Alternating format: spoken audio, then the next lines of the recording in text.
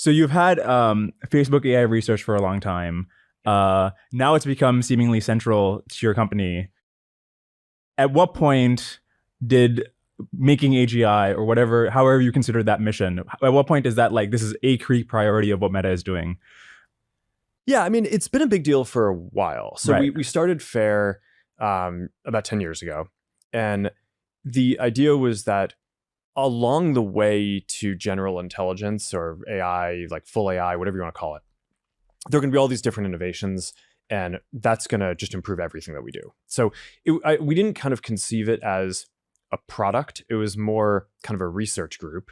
And over the last 10 years, it has created a lot of different things that have basically improved all of our products and advanced the field and allowed other people in the field to create things that have improved our products too. So I think that that's been great.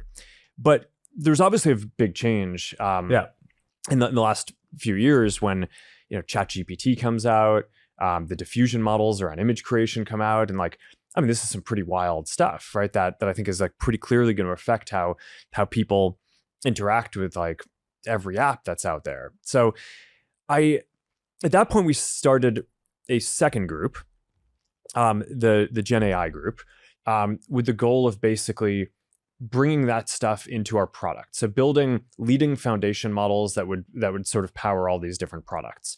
And initially when we started doing that, the theory at first was, hey, a lot of the stuff that we're doing is pretty social, right? So it's helping people interact with creators, helping people interact with businesses so the businesses can sell things or do customer support, or basic assistant functionality for whether it's for our apps or the smart glasses or VR, like all these different things.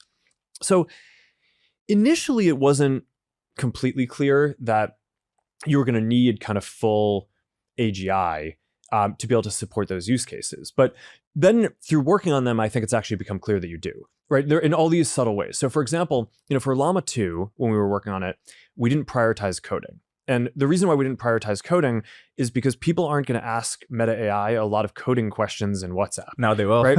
Well, I don't know. I'm not sure that WhatsApp is like the UI that people are going to be doing a lot of coding questions. Yeah. So we're like, all right, look, in terms of the things that, or Facebook or Instagram or, those different services, maybe the website, right? Meta.ai that we're launching, I think. Yeah.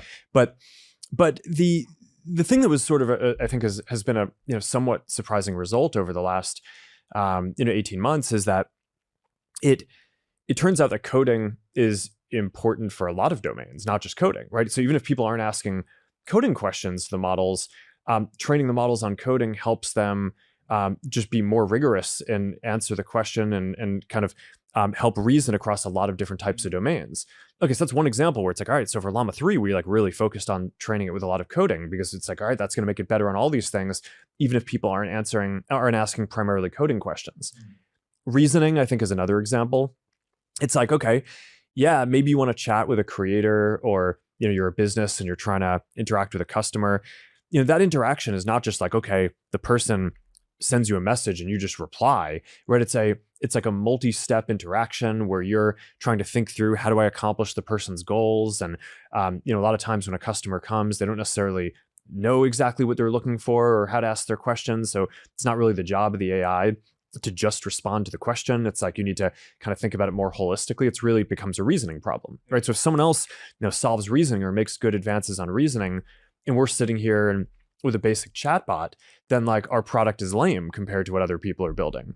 So it's like, okay, so at the end of the day, we basically realized we've got to solve general intelligence, and we just kind of upped the ante and the investment to make sure that we could do that.